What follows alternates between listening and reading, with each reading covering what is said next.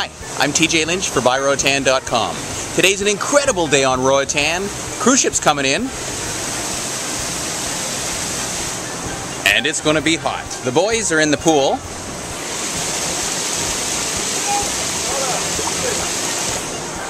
And today I'm going to talk about something that's quite important legally here.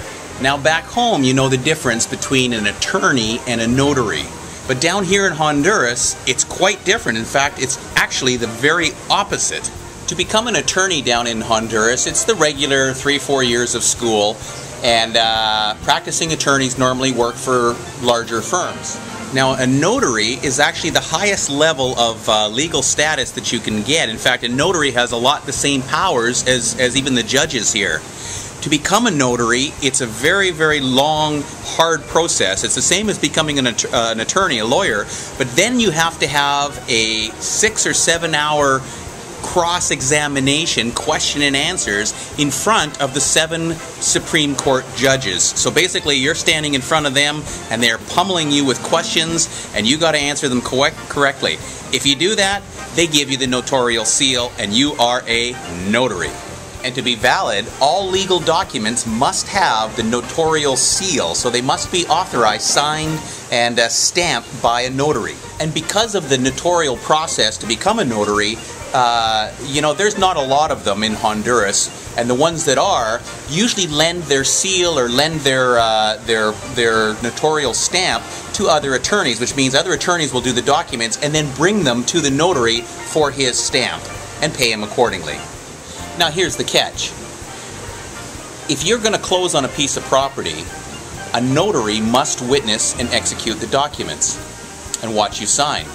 If you do this with an attorney, not a notary, the attorney will then take those documents to a notary to have them authorized. The problem is this: if it's law that you must do this in front of a notary, and the attorneys are kind of bending the law by doing it in front of them and then getting the notary to witness your signature later, that's not really correct. And there's a chance that that document could be overturned if the person trying to overturn it proves that the notary wasn't present when the documents were signed. Now again, that's standard procedure, everybody does it.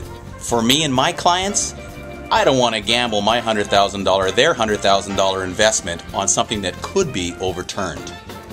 We recommend, and I recommend to my clients, that we use a notary to do the closing.